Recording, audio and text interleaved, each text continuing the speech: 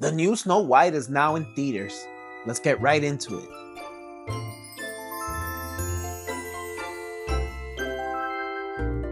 Alrighty guys, welcome back to the channel once again. Please like and subscribe if you're a casual moviegoer.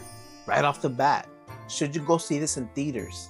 If you're a casual moviegoer who wants to see a family movie, then I think there's enough in here to justify the price of admission for this one.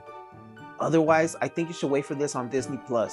Okay, so first off, I'm going to tell you what this movie is about, and then we'll get into the nitty-gritty.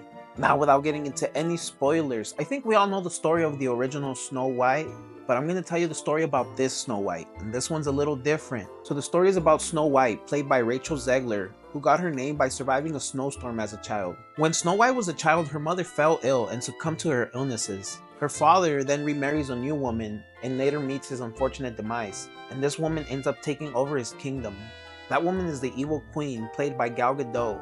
And like I was saying, she ends up taking over everything he owns, and Snow White begins to see her true colors. The movie was directed by Mark Webb, who directed the Amazing Spider-Man movies, and if I'm being honest, it looked really good. As you may already know, Rachel Zegler got a lot of backlash for playing Snow White.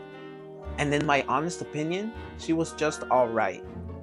She completed the mission, and that's all I'm gonna say. Gal Gadot, on the other hand, I don't know what it was about her, but I feel like she dropped the ball here. I don't mean to sound negative, so I will say that she actually did sing in the movie, and she can actually really sing. And speaking of which, this does have some new songs thrown in there, along with a few from the original. Why this movie wasn't called Snow White and the Seven Dwarfs is beyond me. I mean, they did change a couple of things, so I guess that's why. The dwarves also got some hate because they were CGI, but if I'm being honest, the best parts of the movie is when they're on the screen. I will say that I enjoyed this more than the new Captain America, so I guess there's that. Also, my screening was pretty empty, which wasn't a surprise, given all the controversy surrounding this movie might be bigger than the actual movie. I actually made a video covering the entire thing that I'll link down below if you want to see that after this. And that brings us to the end of this review.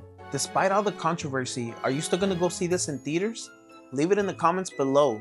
Please like and subscribe for more movie related videos.